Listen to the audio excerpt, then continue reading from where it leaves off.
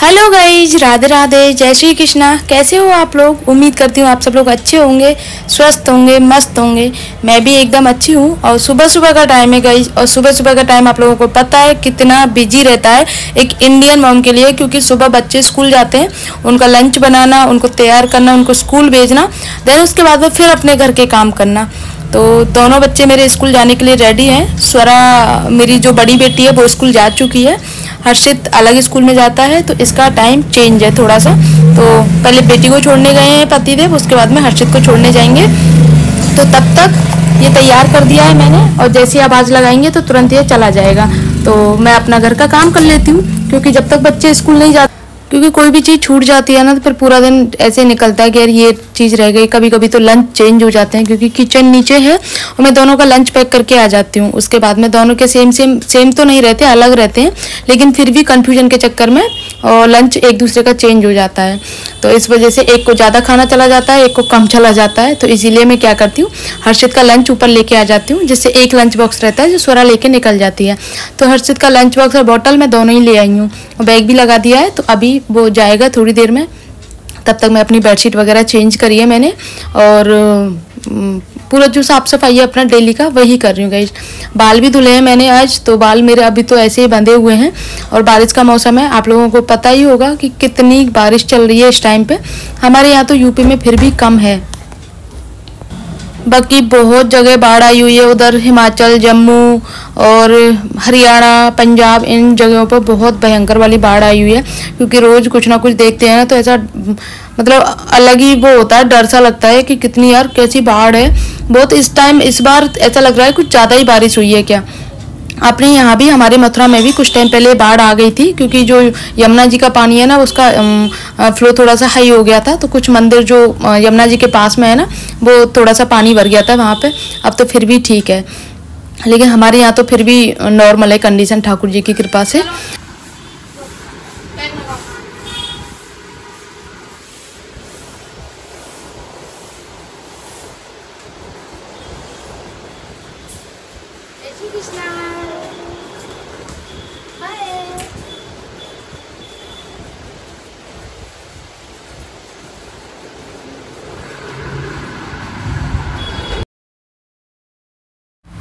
आप लोग जो मेरे डेली ब्लॉग देखते होंगे उन लोगों को पता होगा कि मेरे रूम में सिर्फ एक अलमारी है, ये वाली, जिसमें मैं अपना डेली ज़रूरत का सामान रखती हूँ। जो ज़्यादा ज़रूरत होती है ना वो सामान रखती हूँ, लाइक बच्चों के कपड़े और कंबल वगैरह, अपने छोटे जो कंबल होते हैं ना, एसी कंबल, वो, और कुछ बच्चों की दवाइयाँ और जो अपने टावल वगैरह ऐसी चीज़ें रहती है ना वो। बाकी सारे कपड़े मेरे दूसरे रूम में रखे रहते हैं, क्योंकि उसमें बहुत सारी अलमारियाँ हैं, फुली फर्नीचर है ऊपर से लेके नीचे तक अलमारियाँ। लेकिन इस रूम में नहीं है, क्योंकि अब से 3-4 साल पहले पापा ने बोला भी था, ससुर जी ने, कि दोनों रूम को एक करवा देते हैं, फिर एक तरफ अलमारियां लग जाएंगी पूरे में। लेकिन क्या है ना कि एक मंजिल में 2 रूम तो चाहिए ही होते हैं। अभी बच्चे बड़े हो रहे हैं तो बच्चों के लिए भी अलग से रूम चाहिए, तो इसी वजह से मैंने ही मना कर दिया था कि नहीं, चाहे भले ही छोटे ठीक है, लेकिन 2 रूम तो चाहिए। अलमारी का क्या है कि वो भी तो मेरा ही रूम है, तो उसमें मैं रख देती हूँ अपना सारा सामान, क्योंकि अभी बच्चे छोटे हैं तो बच्चों का ऐसा कोई पर्सनल सामान नहीं रहता है। तो सब कुछ अभी मिक्स मैच होकर रख देती हूँ मैं, बच्चों का और अपना खुद का सारा कुछ सगाई। बाकी बच्चों की अलमारी अलग कर रखी है, पतिदेव की अलग है, मेरी अलग है, लेकिन फिर भी रूम तो एक ही है ना, तो इस तरीके से रखती हूँ मैं, क्योंकि जगह कम रहती है, उसी हिसाब से करती हूँ। तो गाइस, ये है बच्चों का रूम, और सबसे ज़्यादा फैला हुआ रहता है ये, क्योंकि मैं अपना रूम साफ कर देती हूँ ना, तो एक्स्ट्रा सामान इस रूम में रख देती हूँ। और इसमें कुछ एक्स्ट्रा भी रखा रहता है, जैसे बच्चों के बुक्स वगैरह, बच्चों के कपड़े, प्रेस के कपड़े, और जो भी थोड़े बहुत एक्स्ट्रा रहते हैं ना वो मैं इसमें रखती हूँ। तो यहाँ पे अभी ये पूरा फैला हुआ है, क्योंकि बेडशीट मैंने धुलने के लिए डाली है इसकी, तो वो चेंज करनी है मुझे। बाकी बच्चों की ड्रेसेस, 2 ड्रेसेस हैं ना, तो उनके सॉक्स वगैरह, टाई, सब कुछ ऐसे फैले फैले रहते हैं। तो पूरी अलमारी खाली की मैंने, खाली करने के बाद में पूरा सामान जमाया। ये जो प्लास्टिक की अलमारी है ना, ये बच्चों के कपड़ों की है, जो बच्चों के नए कपड़े हैं और बच्चों की यूनिफॉर्म स्कूल की, उसके। इधर हर्षित का, दोनों बच्चों का वीडियो गेम है, तो ये अभी तो फ़िलहाल नहीं कर रहे हैं, गेमिंग नहीं हो रही है उनकी, तो इसको बंद करके रख देती हूँ। टीवी को भी निकाल दूंगी यहाँ से, क्योंकि बहुत ज़्यादा जगह लगती है और जगह की शॉर्टेज ही होती है। तो फिर ऐसा लगता है जो भी एक्स्ट्रा सामान है उसको मैं निकाल दूँ रूम से।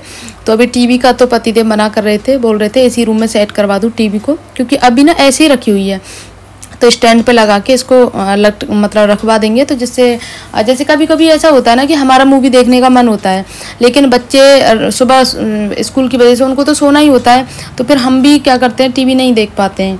तो इसीलिए अलग से, जैसे बच्चे उस रूम में सो जाते हैं तो हम इसमें टीवी देख लेंगे, चाहे उसमें देख लेंगे। दोनों रूम में टीवी है तो किसी में भी देख सकते हैं। बाकी मम्मी पापा के रूम में अलग से लगी हुई है टीवी। तो यहाँ पे सब कुछ ये पूरा अलमारी के ऊपर है ना, बहुत सारा सामान रखा हुआ है। क्योंकि एक तो स्वरा को डेली नेबुलाइज़र होता है, क्योंकि उसको खांसी है, तो ये भी नेबुलाइज़र रख कर रखती हूँ मैं। और इधर छोटा मोटा सामान होता है ना, वो भी मैं अलमारी के ऊपर रख देती हूँ। मैं क्या, सब रख देते हैं, क्योंकि जो भी एक्स्ट्रा रखते हैं ना तो इस अलमारी के ऊपर रखते हैं। और फिर इस अलमारी को साफ़ करने में बहुत मेहनत लगती है गाइज, क्योंकि बहुत सारा सामान इकट्ठा हो जाता है और फिर साफ़ करो तो फिर पूरा टाइम चाहिए होता है इन सारी चीज़ों के लिए।